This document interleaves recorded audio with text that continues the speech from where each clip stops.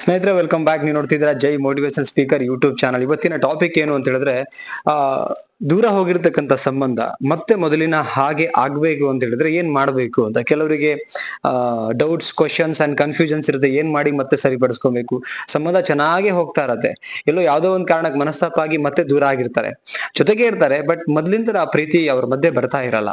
ಮೊದ್ಲಿನ ತರ ಪ್ರೀತಿ ಅದು ಬಿಲ್ಡ್ ಆಗ್ಬೇಕು ಅಂದ್ರೆ ನಾನು ಹೇಳುವಂತ ಇಷ್ಟು ಟಿಪ್ಸ್ ನ ಫಾಲೋ ಮಾಡಿ ಡೆಫಿನೆಟ್ಲಿ ಅಗೇನ್ ನಿಮ್ಮ ಸಂಬಂಧ ಮೊದ್ಲಿನ ತರ ಆಗುತ್ತೆ. ನಿಮ್ಮ ಸಂಬಂಧದಲ್ಲಿ ಮೊದ್ಲಿನ ತರ ಪ್ರೀತಿ ಅನ್ನೋದು ಕಾಣಬಹುದು ನೀವು.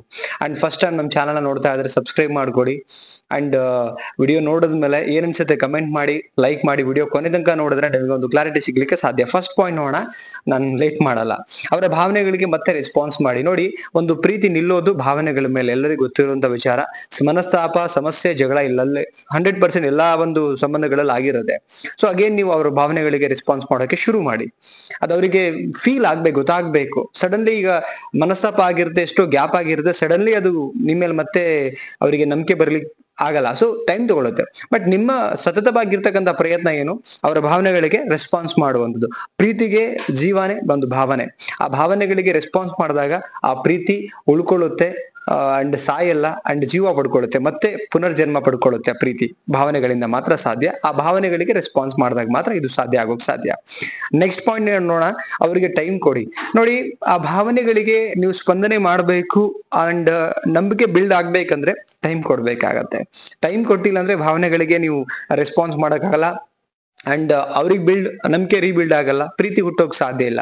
ಸೊ ಅಲ್ಲಿ ಕಂಪ್ಲೀಟ್ ಆಗಿ ಒಬ್ಬಂಟಿತನ ಅವರಿಗೆ ಕಾಡ್ ಕುಡ್ದು ಅಂತ ಹೇಳಿದ್ರೆ, ಸೊ ನೀವು ಅವರಿಗೆ ಸಮಯನ ಕೊಡ್ತಾ ಬರಬೇಕು. ಸೊ ಸಮಯ ಕೊಟ್ಟಾಗ 100% ಏನಾಗತ್ತೆ ಅಂತ ಹೇಳಿದ್ರೆ, ಅಲ್ಲಿ ಭಾವನೆಗಳಿಗೆ ಅದ್ರೊಟ್ಟಿಗೆ ನೀವು ಮೂವ್ ಆನ್ ಆಗ್ಲಿಕ್ಕೆ ಸಾಧ್ಯ ಆಗುತ್ತೆ. ಸಮಯ ಕೊಡದೇ ಇದ್ದಾಗ ಭಾವನೆಗಳೊಟ್ಟಿಗೆ ನೀವು ಕನೆಕ್ಟ್ ಆಗಕ್ ಸಾಧ್ಯ ಅಲ್ಲ. ಅಗೇನ್ ಅವ್ರು ಒಂಟಿ ಫೀಲ್ ಕಾಡ್ಲಿಕ್ಕೆ ಶುರು ಆಗುತ್ತೆ.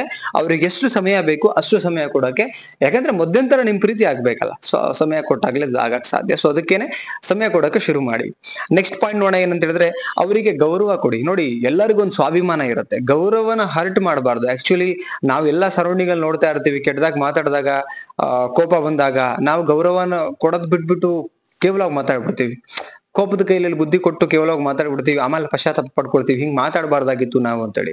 ಬಿಕಾಸ್ ಆಫ್ ಒಂದು ರೆಸ್ಪೆಕ್ಟ್ ಕೊಟ್ಟು ಮಾತಾಡಿದಾಗ ಚೆನ್ನಾಗಿ ಮಾತಾಡ್ತಾರೆ, ಆ ಸಂಬಂಧ ಚೆನ್ನಾಗಿರುತ್ತೆ. ಯಾವ ಸಂಬಂಧದಲ್ಲಿ ರೆಸ್ಪೆಕ್ಟ್ ಇರುತ್ತಲ್ಲ ಆ ಸಂಬಂಧ ಉಳ್ಕೊಳ್ಳುತ್ತೆ ಸ್ನೇಹಿತರೆ. ಇದು ನಿಮ್ಗೂ ಗೊತ್ತು. ಅಕ್ಕಪಕ್ಕದ ಮನೆಯವರೊಟ್ಟಿಗೆ ನೀವು ರೆಸ್ಪೆಕ್ಟಿವ್ ಆಗಿದ್ದಾಗ ಉಳ್ಕೊಳ್ಳುತ್ತೆ. ಅದೇ ರೆಸ್ಪೆಕ್ಟ್ ಅನ್ನು ಕಳ್ಕೊಂಡು ಏಕವಚನದಲ್ಲಿ ಬೈದಾಡಿದಾಗ, ಜಗಳ ಮಾಡಿದಾಗ ಆ ಸಂಬಂಧ ಹಾಳಾಗಿ ಹೋಗುತ್ತೆ. ನಿಮ್ಗೆ ಪ್ರಾಕ್ಟಿಕಲ್ ಗೊತ್ತಿರೋ ವಿಚಾರ. ಅಂಡ್ ಕೇವಲವಾಗಿ ಮಾತಾಡಬೇಡಿ. ಯಾರಿಗಾರು ಮಾತಾಡಿದ್ರೆ ಹಚ್ಬಿಟ್ಟು ಮಾತಾಡಿ. ಇಲ್ಲ ಸರ್ ಅಂತ ಹೇಳಿ, ಮೇಡಮ್ ಅಂತ ಹೇಳಿ, ಅಕ್ಕ, ತಂಗಿ, ಅಣ್ಣ, ಏನೋ ಒಂದು ಪ್ರೀತಿಯಿಂದ ಅವರಿಗೆ ಅಗೇನ್ ನಿಮ್ ಪದಗಳು ಕೇಳ್ತಾ ಇದ್ರೆ ಎಸ್ ಮಾತಾಡ್ಬೇಕು, ಇವ್ರುಗಳ ಒಟ್ಟಿಗೆ ಕಮ್ಯುನಿಕೇಶನ್ ಟಚ್ ಅಲ್ಲಿ ಇಟ್ಕೊಬೇಕು ಇವ್ರನ್ನ ಅಂತ ಅನಿಸ್ಬೇಕು. ಸೊ ಆ ಒಂದು ರೆಸ್ಪೆಕ್ಟಿವ್ ಆಗಿರ್ಲಿ. ನೀವೇನೇ ಪ್ರೀತಿ ಮಾಡಿ, ಏನೇ ರಿಲೇಶನ್ಶಿಪ್ ಇರ್ಲಿ, ಬಟ್ ಒಂದು ರೆಸ್ಪೆಕ್ಟ್ ಅಂಡ್ ಆಡುವಂತ ಪದ, ಬಳಸುವಂತ ಭಾಷೆ ತುಂಬಾ ಚೆನ್ನಾಗಿರ್ಲಿ, ಕ್ಲಿಯರ್ ಆಗಿರ್ಲಿ, ಅಂಡ್ ಅಲ್ಲಿ ಪ್ರಚೋದನೆ ಮಾಡೋ ತರ ಇರ್ಲಿ ನಿಮ್ಮ ಪ್ರೀತಿಗೆ. ರೈಟ್. ನೆಕ್ಸ್ಟ್ ಪಾಯಿಂಟ್ ನೋಡೋಣ, ಏನು ಅಂತ ಹೇಳಿದ್ರೆ ಮತ್ತೆ ಕಾಳಜಿ ತೋರ್ಸಕ್ ಶುರು ಮಾಡಿ. ಏನ್ ಗ್ಯಾಪ್ ಆಗಿತ್ತಲ್ಲ ಅವ್ರಿಗೆ ಅನಿಸ್ಬೇಕು, ನೀವು ಹಾಗೆ ನಡ್ಕೊಳ್ಬೇಕು. ಅಲ್ಲಿಂದ ನೀವು ಜಸ್ಟ್ ಸಿಗೋ ತನಕ ಅಲ್ಲ, ಲೈಫ್ ಟೈಮ್ ಹಾಗೆ ನಡ್ಕೊಳ್ಬೇಕು. ಕಾಳಜಿ ಮಾಡಿ.